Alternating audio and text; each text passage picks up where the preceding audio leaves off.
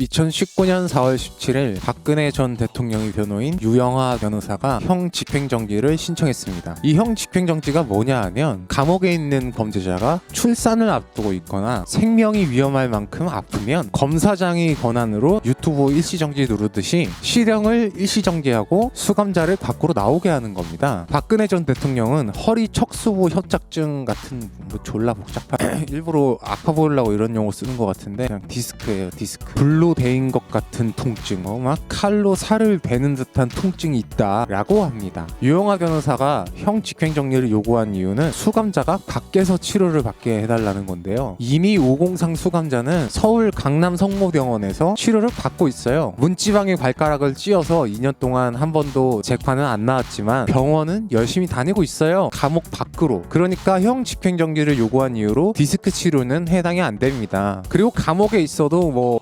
보톡스나 꽁이나 이런 건 안 되겠지만 처방받은 약은 다 먹을 수 있어요. 감옥 밖에서도 진통제 효과는 똑같아요. 그러면 도대체 왜 이런 말도 안 되는 이유로 형 집행정지를 요구했을까요? 오검상 수감자는 어제부로 기결수가 되었습니다. 뉴스에 많이 나오죠. 누구누구가 구속영장이 발부되었다. 구속영장이 발부된 사람은 일단 무조건 경찰서 유치장에 수감됩니다. 검찰의 권한이 진짜 막강한 게 구속영장 발부는 검사 맘대로 일단 할 수 있는 건데 이걸 법원에서 기각하든 말든 일단 그 사람은 유치장에 갇히는 거예요. 법원이 구속영장을 승인하면 구치소라는 곳에 수감하게 합니다. 오검상 수감자는 지금 구치소에 수감되어 있는 겁니다. 우리나라는 1심, 2심 그리고 대법원 이렇게 3번 판결을 받을 수 있습니다. 이걸 선고, 항고, 항소심, 공판 여러 가지 이름을 불러서 헷갈리는데요. 피고인이 재판 결과가 납득이 안 가면 계속 항소를 하는 건데 이렇게 대법원 판결까지 항소하는 동안 구치소에 수감되어 있는 거예요. 원칙적으로 대법원 판결이 날 때까지 피고인은 무죄 추정의 원칙에 따라 아직은 범죄자가 아닙니다. 구치소에 있다고 해서 다 범죄자는 아니에요. 이렇게 구치소에 있는 사람은 재판이 끝나지 않았기 때문에 미결수로 불립니다. 미결수는 법적으로 아직 범죄자가 아니기 때문에 대우가 좀 다릅니다. 하지만 대법원까지 판결이 끝나고 실형을 선고받으면 기결수로 바뀝니다. 기결수는 이제 진짜 범죄자인 거예요. 진짜 나쁜 사람인 거죠. 이게 기결수라는 겁니다. 오공상 수감자는 어제 기결수가 된 거예요. 기결수는 더 이상 구치소에 있을 수 없습니다. 이제 진짜 판결이 다 끝난 범죄자들만 가는 교도소에 가는 거예요. 구치소랑 교도소랑은 이렇게 다른 겁니다. 구치소와 교도소의 시설적인 차이는 사실 별로 없어요. 하지만 교도소의 규칙이 좀 더 엄격하다고 합니다. 분위기가 다르대요. 왜냐하면 구치소 사람들은 재판을 기다리고 있는 사람이고 교도소 사람들은 출소를 기다리는 범죄자이니까요. 오검상 수감자의 형 집행정지 신청이 어제였고 타이밍이 기가 막히게 오늘 검찰이 대통령 기록관을 압수수색했습니다. 바로 김학의 특수성폭행 사건에 대해서 청와대가 수사를 방해했다며 박근혜 정부 시절 청와대 민정수석실 문서를 수사하는 겁니다. 박근혜 정부 시절 있었던 청와대 대통령 기록을 압수수색하는 검찰이 형 집행정지를 허락할 리는 없을 것 같습니다. 이명박근혜 정부 때 있었던 흉악한 사건들을 수사하는데 얼마나 더 많은 시간이 걸릴지 잘 모르겠습니다. 웃긴 건 우리가 투표해서 뽑고 세금으로 월급을 줬던 사람들이 범죄를 저지른 것을 또 우리의 세금으로 수사하고 월급을 줘야 한다는 겁니다. 형광등 100개의 아우라로 우리의 눈을 멀게 했던 언론은 최소한 받아쓰기 이상의 기사를 써야 하는 거 아닙니까? 고양이 뉴스